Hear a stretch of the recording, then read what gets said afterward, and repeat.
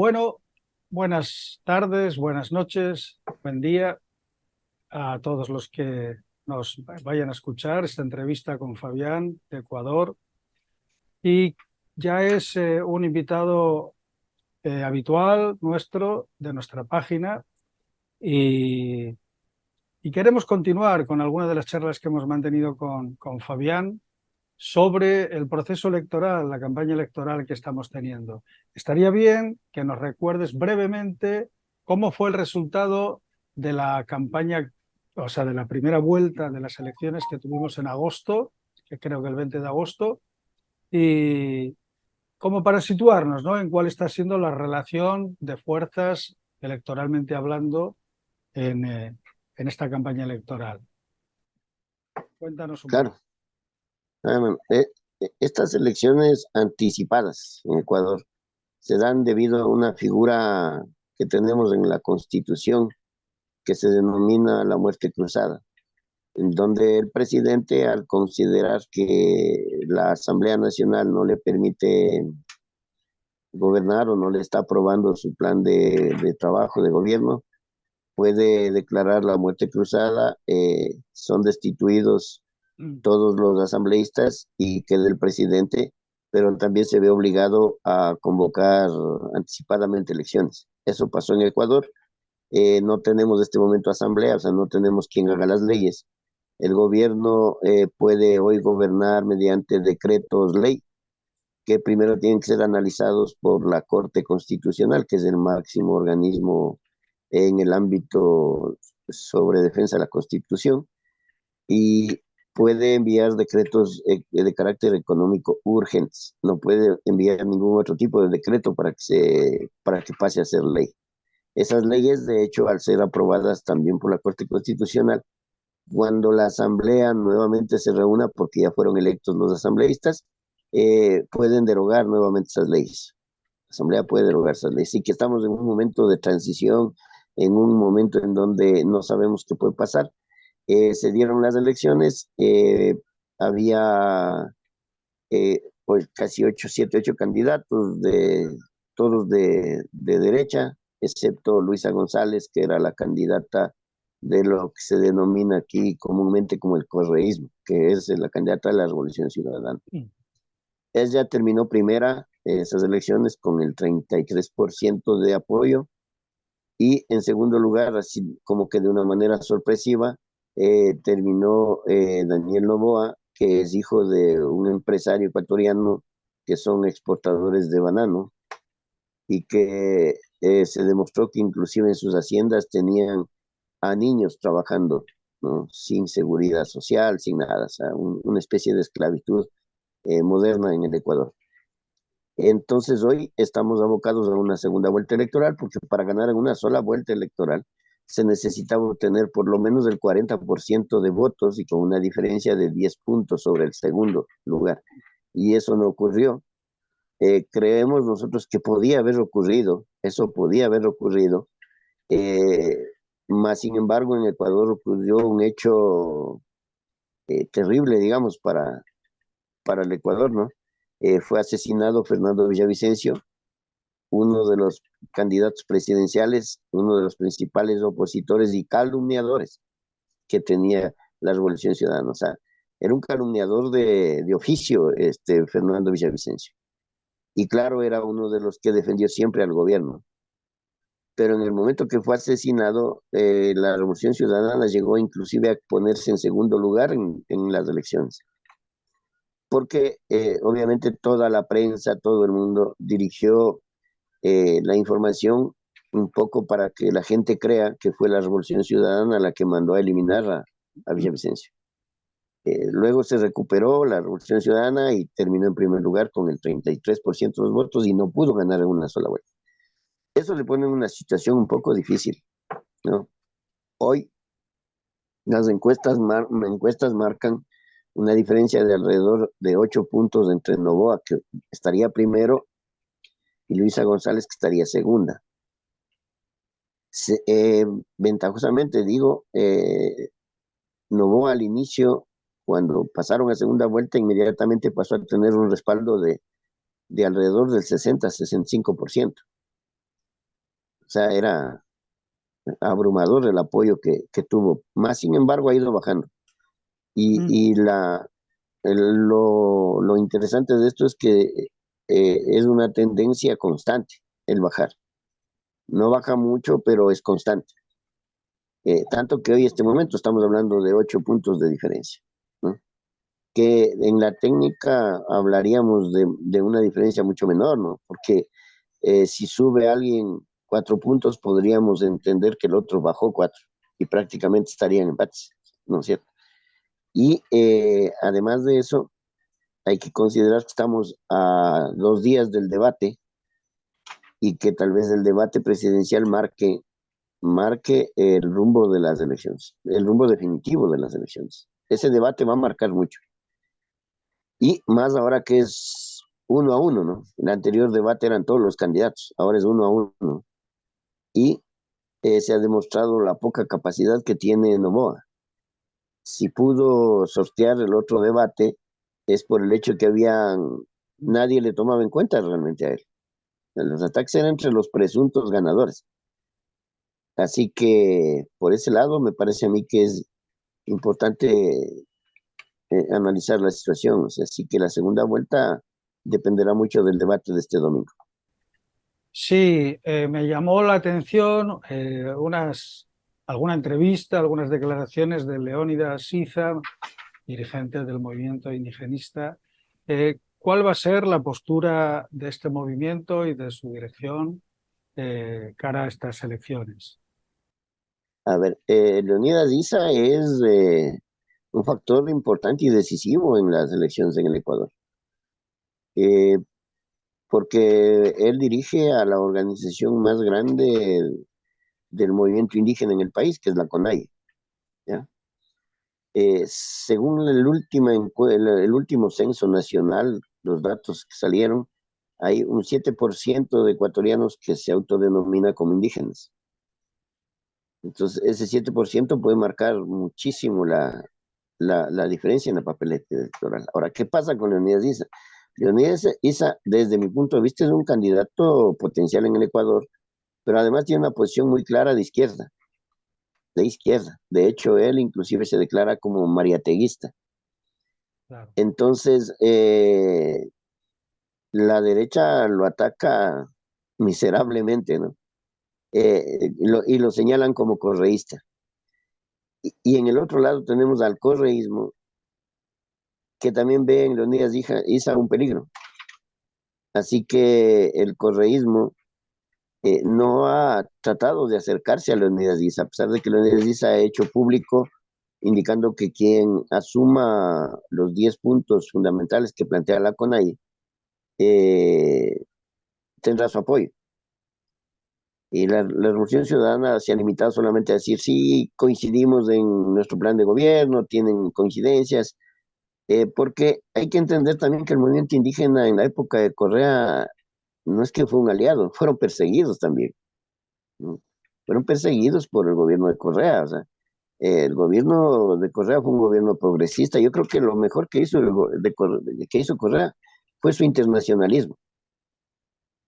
Eso es indudable. O sea, el internacionalismo de Correa era digno de destacarse y de apoyar. A la interna en el país, obviamente hubo intentos por acabar con el movimiento sindical ecuatoriano también. Se les retiró la casa a la CONAIE, se les quitó la casa a la CONAIE, o sea, y para la CONAIE eso era como darles un golpe en la frente, ¿no? Porque es un símbolo, pues, de esa casa. O sea, y después tuvieron que devolverla por la presión. O sea, entonces el gobierno de Correa sí tuvo algunas dificultades y fuertes dificultades con el movimiento indígena, pero sin embargo, Leónidas Issa se pronunció claramente indicando que ellos no podían apoyar a un empresario que debe 88 millones de dólares al Ecuador, que es una deuda firme, que ellos no pueden apoyar a quienes explotan a los trabajadores, que ellos no pueden apoyar a quienes son grandes latifundistas. Lo ha dicho públicamente, ¿no? Pero hay una cosa extraña en Ecuador. La derecha ataca a Leonidas Issa y la Revolución Ciudadana también ataca a Leonidas Issa. O sea, la Revolución Ciudadana no ha entendido que hay que tender puentes con los sectores cercanos a ellos, ¿no? Y en Sí, este caso es la izquierda. Y esa es la situación. Dependerá mucho de la sierra central del Ecuador de estas elecciones y del posicionamiento que sigue teniendo Leonidas Issa y que sí creo yo está empujando un poco la votación en contra de Novoa. No lo plantea a favor de la Revolución Ciudadana, pero lo plantea en contra de Novoa. Y claro, entre dos ya sabemos a quién tenemos que votarle, ¿no es cierto? claro. Claro. Sí, hiciste mención hace unos minutos a Mariátegui, ¿no? Que en América Latina es muy conocido, pero en España creo que bastante menos conocido. ¿Podrías dedicar un par de minutos a explicar quién fue Mariátegui? Bueno, yo realmente no tengo suficiente información, pero bueno, algo puedo decir, ¿no?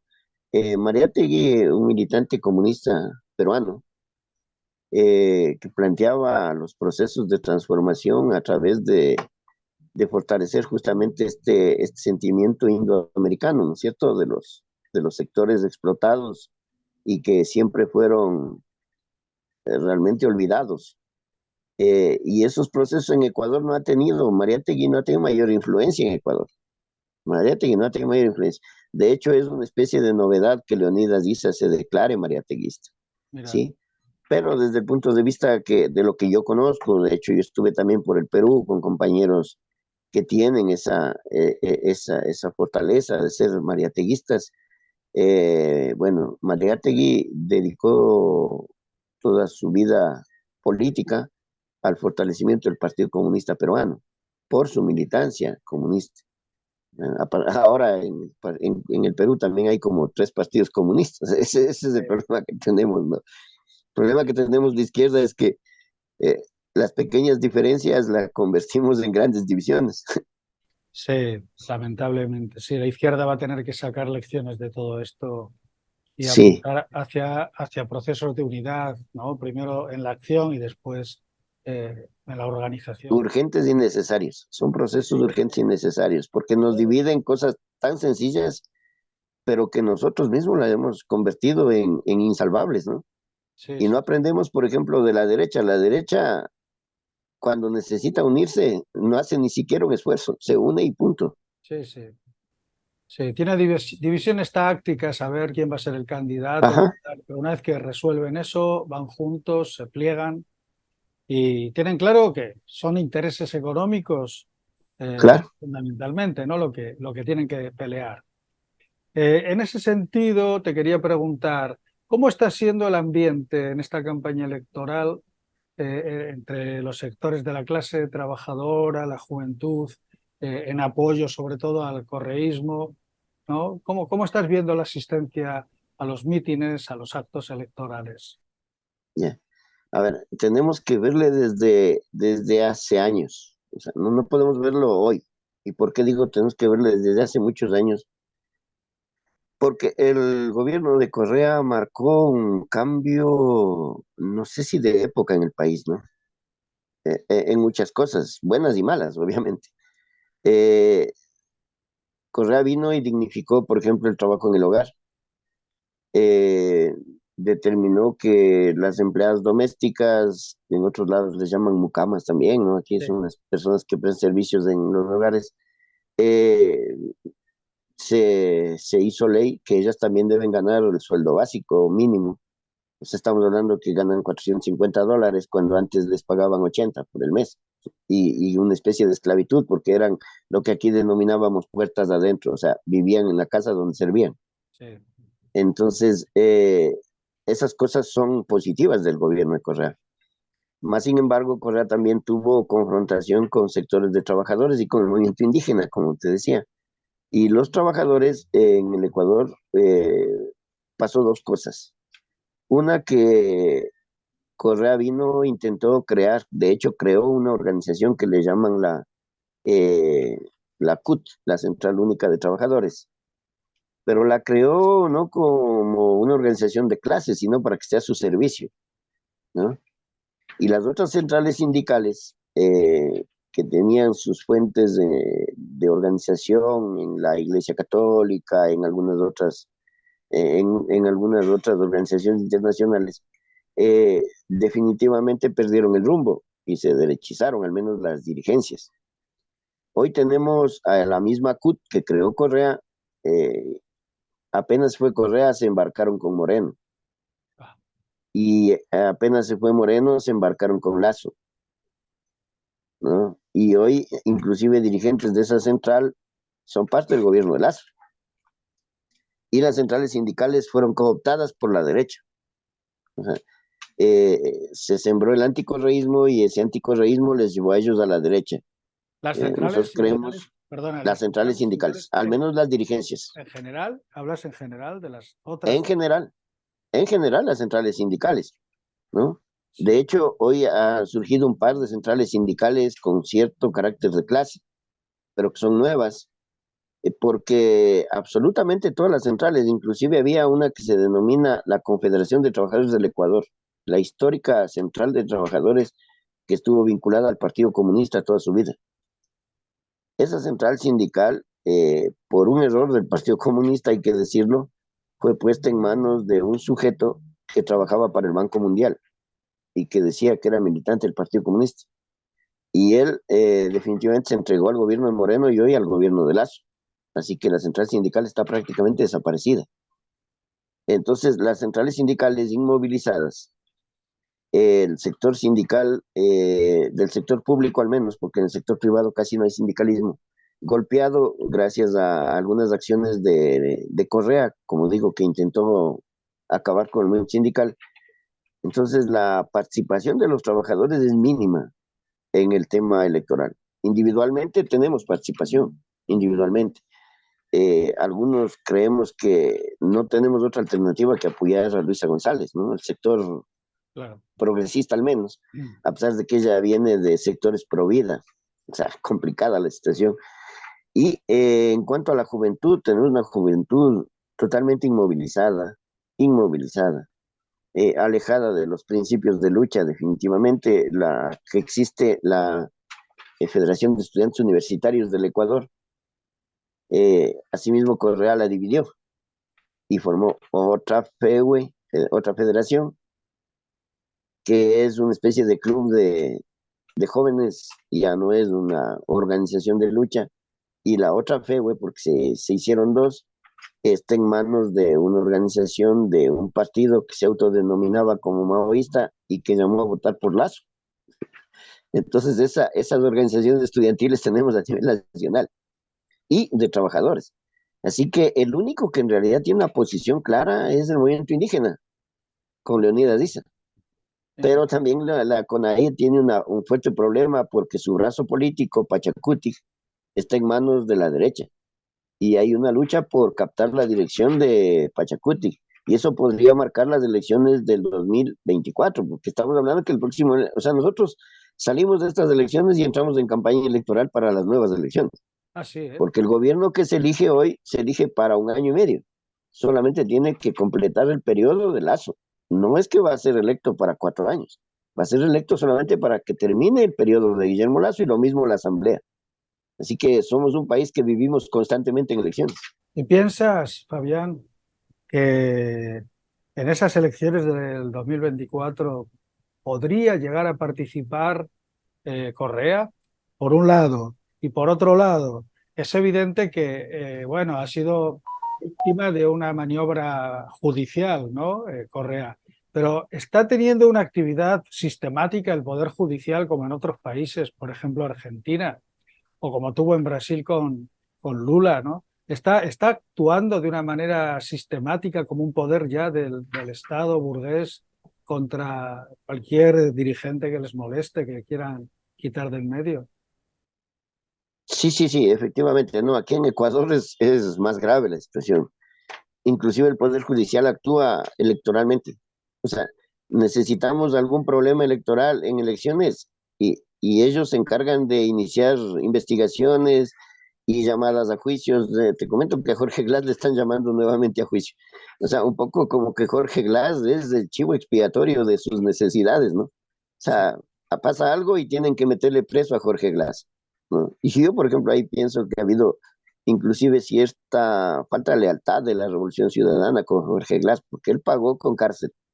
Y eso lo hacen solo los valientes, ¿no? O sea, él no corrió, él pagó con cárcel, pero sin embargo es parte de la Revolución Ciudadana. Así que no, en cuanto a las elecciones presidenciales del, después de esto, ¿no? Después de estas, puede haber alguna situación que marque esto.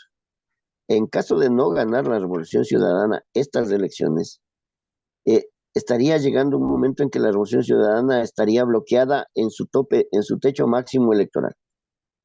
La Revolución Ciudadana no está logrando pasar de su 34-35% de apoyo. Sí. O sea, la Revolución Ciudadana, la primera vuelta electoral te gana fácil y te pone el 25% de asambleístas como mínimo. Hoy tiene el 30%, 35% de asambleístas.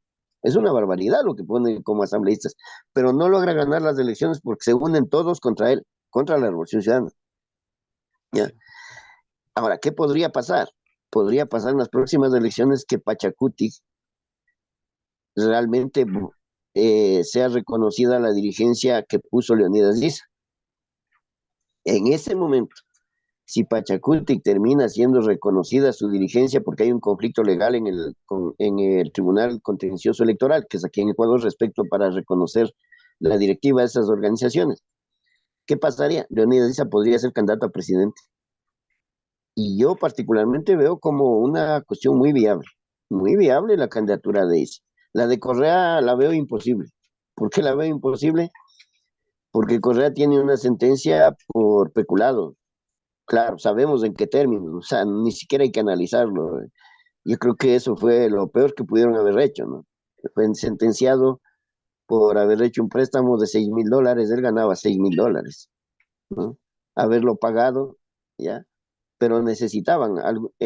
Zurita, que es el candidato que salió a presidente pues, en vez del que falleció de Villavicencio, se supone que era periodista, investigador. Y él dijo, Blas está preso por la fuerza de las circunstancias.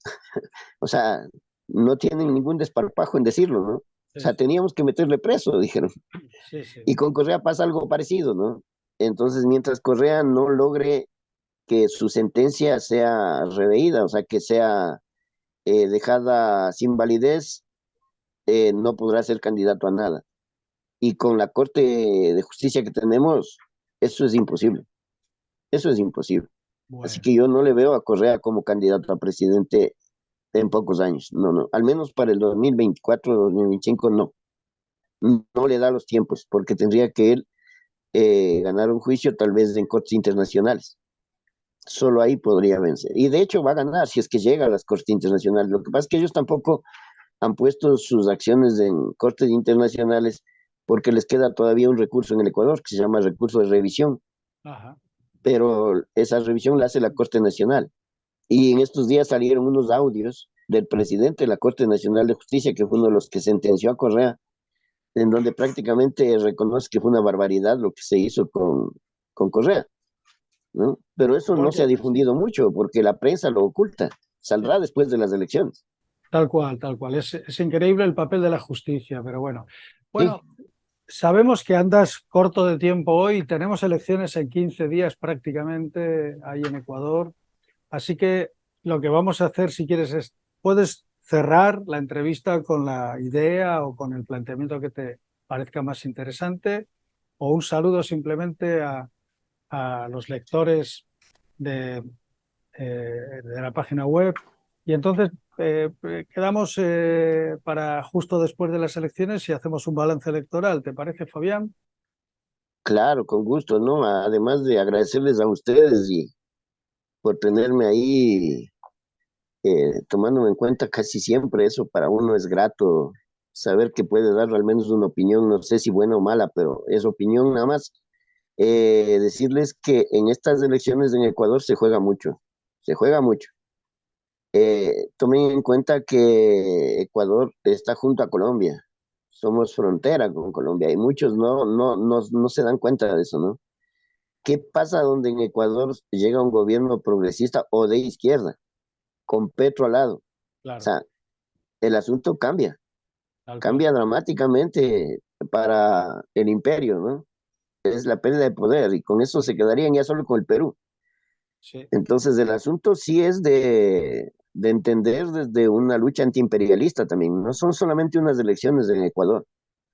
Ahora, que tenemos que escoger entre el progresismo de Correa y la derecha, pues no hay dónde escoger. Definitivamente tenemos que irnos con el progresismo claro. y esperar que logremos ese triunfo, y si no, electoral, en elecciones burguesas, obviamente. Pero para nosotros la lucha continúa, ¿no?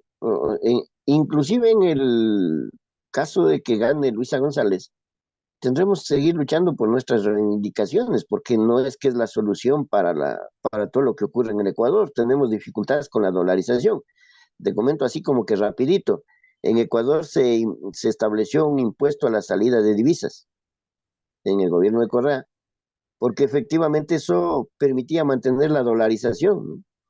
Es que la dolarización no es un juego, y eso permitía mantenernos en la dolarización. Nosotros estuvimos siempre en contra de la dolarización, pero ya dolarizados, tenemos que cuidar esa dolarización porque significaría una nueva quiebra del pueblo. O sea, no es que van a salir perdiendo los industriales, los banqueros, si salimos de la dolarización. Vamos a volver a perder nosotros, vamos a volver a quebrar los ecuatorianos. Entonces tenemos que cuidar la dolarización. Entonces, ¿qué pasa cuando llega Lazo? Elimina el impuesto a la salida de divisas. Entonces somos un país que saca divisas, que sigue saliendo el dinero a los paraísos fiscales, y la dolarización nos puede seguir manteniendo. Hay que entender también que somos un país que no tiene industria, no tiene industria. Dependemos de productos primarios, ¿no es cierto? El petróleo, dependemos de exportar banano, dependemos de exportar camarón, y querían transformarnos en un país minero. Entonces, en un país tan pequeño, sería una destrucción del país la minería. Sí, sí. Entonces, ante eso, ha habido consultas populares. Imagínense una consulta popular que se realizó en las elecciones anteriores respecto al petróleo en el Yasuní. Sí. La consulta popular tuvo como resultado que se deje de explotar el Yasuní. Salió Guillermo Lazo y dijo, bueno, señores, lamentablemente yo no les voy a hacer caso, y no ha pasado nada, seguimos explotando el Yasuní. O sea, en ese nivel estamos en el Ecuador. Sí, sí. Entonces, necesitamos cambiar de gobierno. Necesitamos cambiar de gobierno aún en esta democracia burguesa, cambiar de gobierno y caminar por el progresismo, hasta, hasta que nosotros, los que nos denominamos de izquierda, ¿no? Y esto sí quiero dejarlo como un mensaje, hasta que nosotros los que nos denominamos de izquierda o nos creemos de izquierda, entendamos que es fundamental la unidad. O sea, si nosotros no entendemos que lo fundamental para enfrentar al capital es la unidad de todos los que decimos ser de izquierda, nos estamos convirtiendo en cómplices del capital. Estamos manteniendo el sistema. Así. Yo no entiendo cómo aquí un sector que se denomina como maoísta, por ejemplo, apoyó abiertamente a Lazo por su odio a Correa. No es que Correa a mí me cae bien, ¿no? Pero tenemos que ver los objetivos fundamentales, que son la liberación de nuestro pueblo. Y la izquierda en Ecuador no estamos colaborando en eso. Hay que decirlo de manera autocrítica y señalar que un poco más y somos cómplices de la derecha. No digo que yo estoy en complicidad con la derecha, pero estoy diciendo que mientras la izquierda no entienda los procesos unitarios, pues simplemente seguiremos siendo nada, Sí, sí. porque nos hemos nosotros mismos atomizado a tal nivel que cada uno tiene su propia organización de izquierda, ¿no es cierto? Si yo tengo 5 amigos, ya somos de izquierda, y los otros 5 amigos son de izquierda y tienen su propio partido, Es, y no hacemos nada, no es, aportamos en nada, sinceramente. ese es un lindo tema, es una cuestión importante para tener una discusión entre militantes de diferentes países para ver las experiencias y qué pensamos al respecto, porque la problemática es muy parecida en todos los países ahora en América Latina, ¿no? Sí, Una es hora enorme de que división. empecemos a analizar nuestro Sí, real sí, aporte en las luchas populares. buen tema. O sea, no basta con habernos leído a Marx, a Engels, a Lenin, a los que quieran. O Sí, sea, no, necesitamos que eso que toda la izquierda, los intelectuales han leído, aterricen en la tierra muy y bien. entiendan que hay que hacer un aporte para la lucha revolucionaria, para el cambio que necesitamos los trabajadores. Pues dejamos ese tema para la agenda de las próximas semanas después de las elecciones. Me tomé nota y organizaremos una reunión para discutir esta cuestión de la unidad de la izquierda. Te dejamos libre para que puedas atender tus obligaciones, Fabián. Hasta la próxima entrevista, que será a partir del día 15, en cuanto podamos coordinar contigo la reunión. Un abrazo Muchas fuerte gracias. y mucha No, suerte en muchas esta gracias a misión. ustedes y no olviden, Ecuador es un país pequeño, pero es fundamental en esta lucha antiimperialista que Claro que tenemos. sí. ¿Sí? Un Eso es. abrazo. Un Un abrazo abrazo. desde aquí. Cuídense mucho. Hasta pronto.